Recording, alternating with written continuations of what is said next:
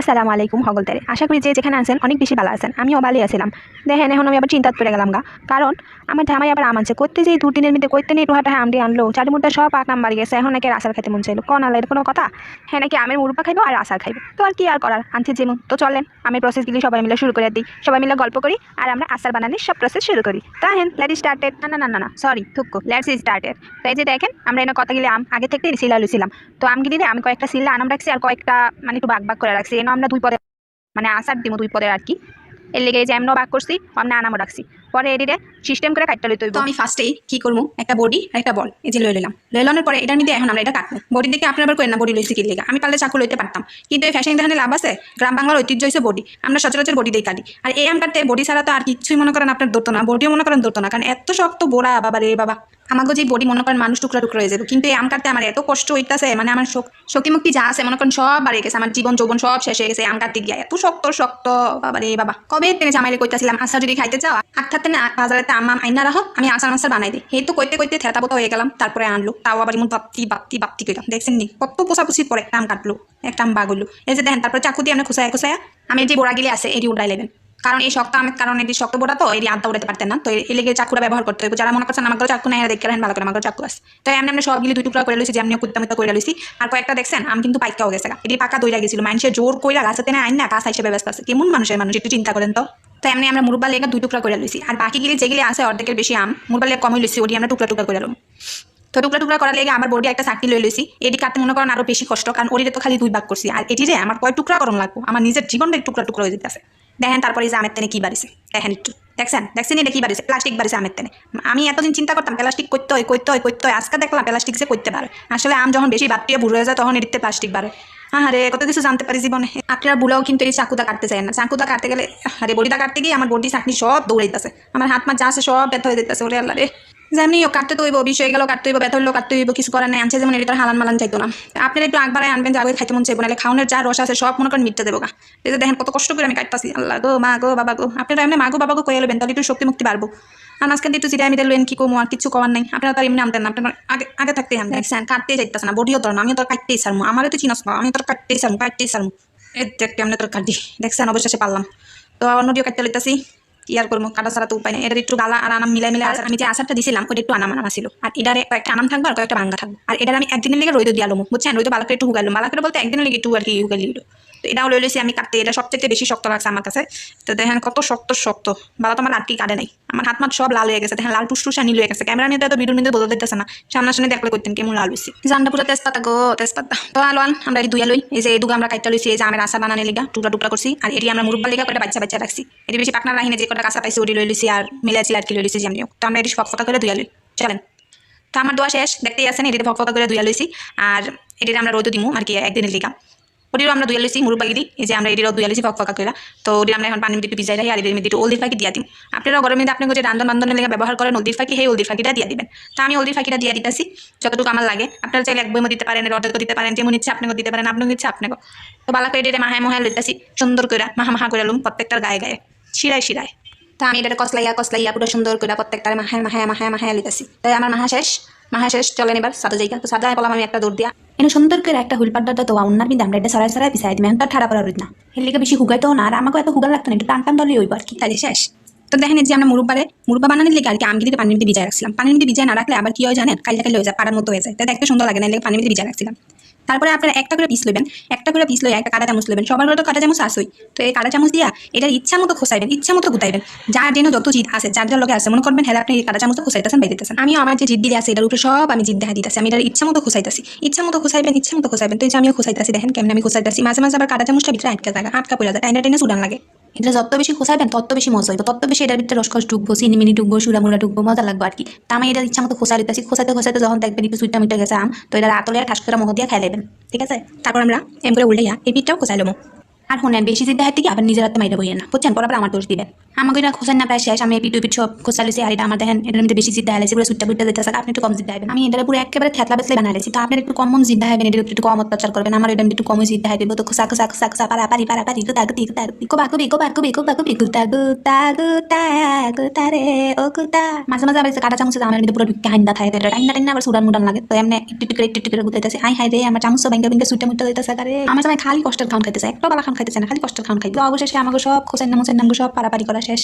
কতটি আমি খোঁচাই মোসাই রইছি, এক লাখ খুঁচাইলাম কি আর কম। এই যে দেখেন কত সুন্দর করে আমি সান্দা সান্দা বানাই লাইছি। এটাও সুন্দরই হয়েছে, পকপক হয়েছে, পুরো সান্দা সান্দা হয়েছে। কিন্তু এটি দুইতে গিয়ে আমার আরো সুটটা মুটটা গেছে, দেখছেন দুইতে গিয়ে আমার আরো সুটটা গেছে। এটারও একই অবস্থা, জিত একটু বেশি করে লাইছি, অত্যাচারটা বেশি হয়ে গেছে এটির উপরে। তাই এখন আর কি করবেন, এটি লইয়া একটু চুনের পানির মধ্যে 5-6 ঘন্টা লেগে চুবাই থুয়ে দিবেন। আপনার তো বেশি সময় থাকলে বেশি সময় লেগে চুবাইন, তাহলে একটু বাংতো বুংতো না, শক্ত থাকবো আর কি। তো দেখেন 5-6 ঘন্টা হয়ে গেছে। তো এরপরে আমরা একটা কড়াই বহাই লইছি, কড়াই বহাইয়া এর মধ্যে আমরা কয়টা চিনি ডাইলা দিব। তো আমাকে বইয়ের মধ্যে যা চিনি আছে আমি সব ডাইলা দিছি এর ভিতরে। আপনাকে যদি আরো চিনি থাকে আরো ডালবেন, আম অনুযায়ী চিনি ডালবেন, আম যতখানি চিনি হবে। তারপরে আমরা এটার মধ্যে 1 গ্লাস পানি দিয়ে দিতেছি। 1 কাপ পানি দেওয়ার পর আমরা আরেকটু পানি লবো, আরো আধা কাপ পানি লইয়া তারপর এটার মধ্যে আমরা দিয়া দিব।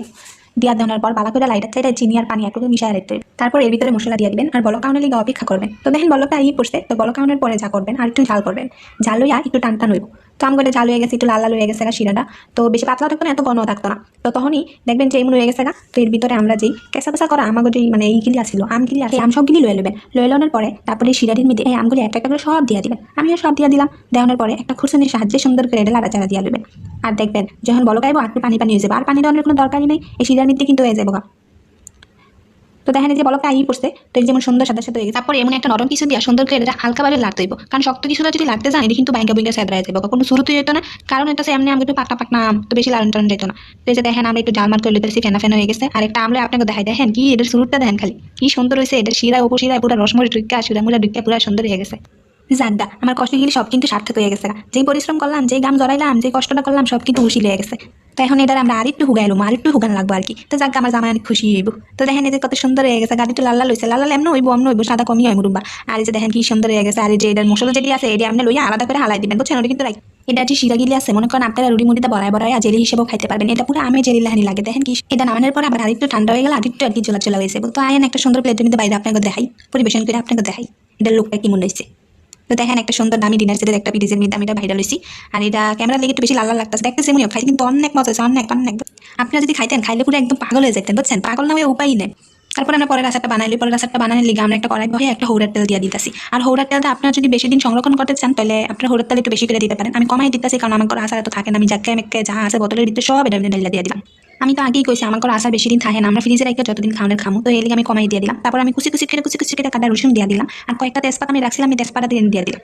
তেজপাতা আর রসুন দেওয়ার পরে দেখবেন এমন সাবানের ফেনার মতো এমন ফেনা ফেনা হইয়া যাইতেছে। কারণ হৌরার তেলের মধ্যে যদি আপনার রসুন দেন তো এমন ফুল্লা ফুল্লা সাবানের ফেনার মতো হুইলপাটার ফেনার মতো এমন ফুল্লা ফুল্লা উঠবো। তো বেশি চিন্তার কারণে অনেকক্ষণ যেমন এমন লাড়াচাড়া করবেন, লাড়াচাড়া করানোর পরে দেখবেন আবার তেনায় মেনে গেছে। আমি যে মুরব্বাটা বানাইলাম, মুরব্বার মধ্যে কিন্তু আমি সিরকা দিতে ভুলে গেছি। না দিলে আমাকে সমস্যা নাই, কারণ এই দিয়ে আমাকে কদিন যাবো, মনে করেন 5 দিনও যাইতে। হৌরার তেলটা যখন এমন তেনা মেনে যাইব তখন আপনারা এই হৌরার তেলের মধ্যে সাদের উপরে আমরা যে আমগিলি রোদ দিয়েছিলাম একদিন একটু টান ধরে গেছে, পরে আমরা এই আমগিলি আইনে হৌরার তেলের মধ্যে ডাইলা দিব। আর কিছু করার লাগতো না, খালি আনবেন আইনে ডাইলা দিবেন। তো এই যে আমাকে ডালামালা শেষ, তারপর একটু লাইরা চাইরা এটা তেলের লগে হৌরার তেলের লগে ভাজা করে দিলাম। রেসিপি আপনারা যেটাই করেন লালাটা কিন্তু সবচাইতে বেশি গুরুত্বপূর্ণ। না লালে দেখা যায় নিজের লাগিয়া যায়, তেলের মধ্যে লাগিয়া যায়, তো লালে জিনিসটা সুন্দর হয়, বুঝছেন। আবার বেশি লাইলে মাডা করে নেন না আমার মতো, কারণ আমি আবার একটু বেশিই লাড়ি। তো আমি লাইরা চেরা মিশাই রয়েছি, মিশাই লানোর পর লাল মরিচের ফাঁকি আমি এর মধ্যে ডাইলা দিতেছি। মরিচের ফাঁকিটা দিয়া দেওয়ার পরে এর মধ্যে আমরা দিয়া দিব ওটা টালা জিরা আমি ফাঁকি করে রাখছিলাম। তো এই ফাঁকিতে না আমি দিয়া দিতেছি 1 চামচ, আর একটু দিয়া দিতেছি।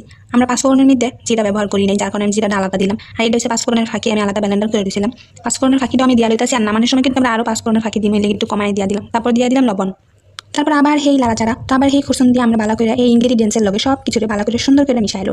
তো লাড়তাছি আমি লাড়তাছি। আরেকটা জিনিস আমি এর মধ্যে দিব একটু পরে, লাড়াচাড়া শেষ হইলে। তো লাড়াচাড়া শেষ, এখন আমি এই যে দেখেন মরিচের যে হুগনা মরিচের ফাঁকি আছে এটা আমরা ব্লেন্ডারের ফাঁকি করে রাখছিলাম, এর মধ্যে দিয়ে দিতেছি। আমাকে কিন্তু ব্লেন্ডার আছে, বুঝছেন। এই ব্লেন্ডারটা যে ফাঁকিটা করছিলাম না ওটাতে আমি 2 চামচ দিয়ে দিই। দিয়ে দেওয়ার পর আবার এটা লাইড়াচ্ছি, এটা আবার সুন্দর করে মিশাইলো।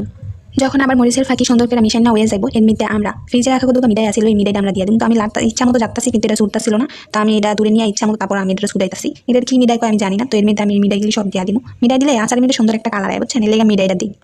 আমাকে বাড়ির মধ্যে যা যা মিঠাই গিলে আসিল আমরা সব কাচ্চা পুচ্ছা লইয়া এটা মধ্যে সুন্দর করে আলতোভাবে আদর সাদর করে সব মিচা পুচ্ছা দিয়া দিতাছি। আর আমরা হুদা তো মিঠাই দিতাম না, আমরা এর মধ্যে চিনিও ব্যবহার করি। মনে করেন এতটুকু মিঠাই দিলাম, আমার ঘর আবার চুক্কায় তো খায় না, তো একটু মিষ্টি মিষ্টিই করবো। মিঠাইটা আমের লগে ভালো করে আমরা মিশাই লম, লাইটা সুন্দর করে মাহা করে লম, যাতে প্রত্যেকটা আমের মধ্যে মিঠাইটা পৌঁছায় আর কি, প্রত্যেকটা আমের গোড়ায় গোড়ায় ভিতরে ভিতরে যাতে মিঠাইটি পৌঁছায়। তো এটা লাগানোর পরে আমরা আবার চিনি লয়ে লম, চিনিটা লয়ে লওয়ার পর আমরা যে দেখেন একবারই চিনি লইছি, চিনিটা আবার লিয়া ডাইলা দিন। বেশি খেতে পছন্দ করেন হেরা আরও চিনি দিতে পারেন। তা আমার ঘরে একটু মিষ্টি মিষ্টি খাই, হলে আমি একটু মিঠাইও দিলাম, চিনিও দিলাম, করবেন না আবার দুইটাই দিল, ওটি তো আমি অল্প দিছি তাই না। চিনিটা দেওয়ার পরে এর মধ্যে আবার পানি উঠবো একটু, বুঝছেন, চিনি একটু পানি তো বারোই। তো জাগো ইচ্ছা তারা পানি মনে করেন আলগা অ্যাডও করতে পারেন, আবার জাগো না দিতে মন চায় এমন এমন সুন্দর করে রাখতে পারেন, এমনি রাখতে পারেন, সমস্যা নেই। তো আমি একটু এটা রাখুন, রাখার পরে দেখেন এই যে পানি পুনি বাড়িয়ে গেছে। আপনি আবার করবেন এত পানি বাড়িয়েছে কেমনে, এটা রহস্য আছে, আমি আপনাকে এটা কইতাছি। তারা আমি এই যে এই একটা কাপ আছে, এই কাপ দিয়ে আমি এটা আধা কাপ পানি এটার ভিতরে দিয়ে দিয়েছিলাম, কারণ আমাকে আমার আসার সুরা মুড়া একটু মুড়ি খাওয়া পরে আবার দেখা গেছে এই যে ডাল বাদ্দা খাওয়া পরে, তো এই লেগে একটু আর কি আমি রাখছি। এর আগের বার আমরা যে আচারটা দিয়েছিলাম ওটা একটু হুবনা ছিল, আনামানাম ছিল, তো এই লেগে আমার হরি হেরা কইতাছে একটু ভিজা ভিজা রাখতে। এই যে দেখেন আমার আচারটা একটু কয়েকটা গালা থাকবো, কয়েকটা আনামানাম থাকবো। এটা আমরা আরেকটু শুকাই মুখাই তারপরে এই যে শীতকাল নামাইলাম। তো এই যে দেখেন আমরা সুন্দর করে আরেকটু শুকাই মুখাই লাগছে, আর এটা জোড়া দেখেন কি অবস্থা। তো এটা যখন আমরা নামাইলাম ঠান্ডা হওয়ার পরে কিন্তু এটা একটু চাক্কা হয়ে যাবো। তো আমরা এখনই নামাইলাম, সমস্যা নেই। তো এই যে আমি একটু পাঁচফোড়নের ফাঁকি দিয়ে দিলাম, কারণ এর আগে আমরা কইছিলাম যে নামানোর সময় আবার পাঁচফোড়নের ফাঁকি দিব। তো এটাকে আমি আবার পাঁচফোড়নের ফাঁকি দিয়ে দিলাম। পাঁচফোড়ন ফাঁকি দিয়ে আরেকটু আমরা একটু খুরসুন দিয়ে লাইলাম, দেখেন কি সুন্দর আড়াইল হয়েছে, দেখছেন নি। এটা নামানোর পর কিন্তু আরও বেশি আড়াইল হয়ে যাবো। তো আমার এটা পুরো শেষ কমপ্লিট হয়ে গেছে। তো আমরা এর মধ্যে দুইটা মুটকা আর কি সিরকা দিয়ে দিচ্ছি, যদিও আমরা সিরকা না দিলেও চলে, কারণ আমাকে এটা এক মাস চাইবেনি সন্দেহ। আপনি যারা এক বছরের আরেক বছর খান, একটু বেশি করে দিয়ে তারপরে সংরক্ষণ করেন, আর হৌরা তেলটা একটু বেশি করে দিয়ে।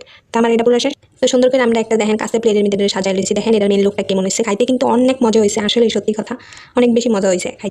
তো গাইস আপনারা তো দেখলেন কত কষ্ট করে আমি আচার মাচার কি বানালাম, দেখলেন তো। আমার এমন পাশে থাকেন, আমার এমন ভিডিওটা ভালো লাগলে মাইরা দিয়ে আমার সাপোর্ট করেন।